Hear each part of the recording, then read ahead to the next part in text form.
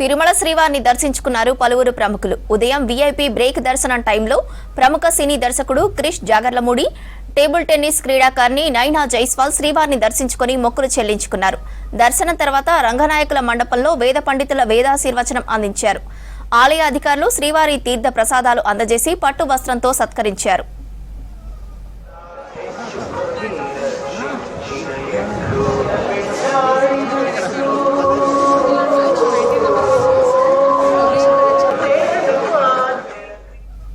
Europe లో జరిగే table tennis కి ప్రిపేర్ అవుతున్నానని, బాగా పర్ఫామ్ చేస్తానని నమ్మకం ఉందన్నారు టేబుల్ టెన్నిస్ ప్లేయర్ నైనా జైస్వాల్.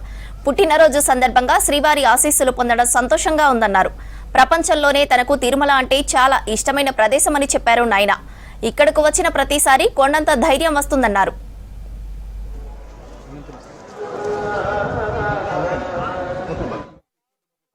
ఈరోజు నా పుట్టినరోజు సందర్భంగా నేను తిరుమలకి వచ్చాను. శ్రీవారి దర్శనం చేసుకున్నాను. చాలా ఆనందంగా ఉంది.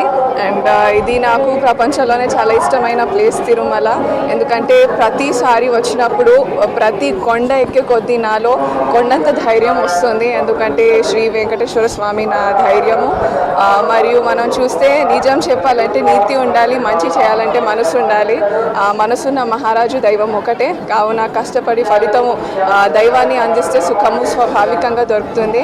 అండ్ ఇక్కడ వచ్చిన భక్తులందరూ కూడా చాలా అదృష్టవంతులు. ఎందుకంటే మనం చూస్తే అంధకార బంధురమైన కలియుగమున గతి తప్పిన మానవ జన్మానికి సూర్యుని వెలుగు లాంటిది ఈ తిరుమల శ్రీవారి దర్శనం అని నేను చెప్పగలను.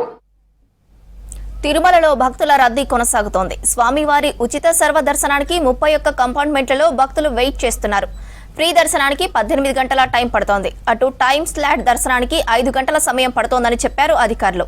300 రూపాయల ప్రత్యేక ప్రవేశ దర్శనానికి 4 గంటలు పడుతోంది. నిన్న స్వామివారిని 64,000 మందికి పైగా భక్తులు శ్రీవారిని దర్శించుకున్నారు.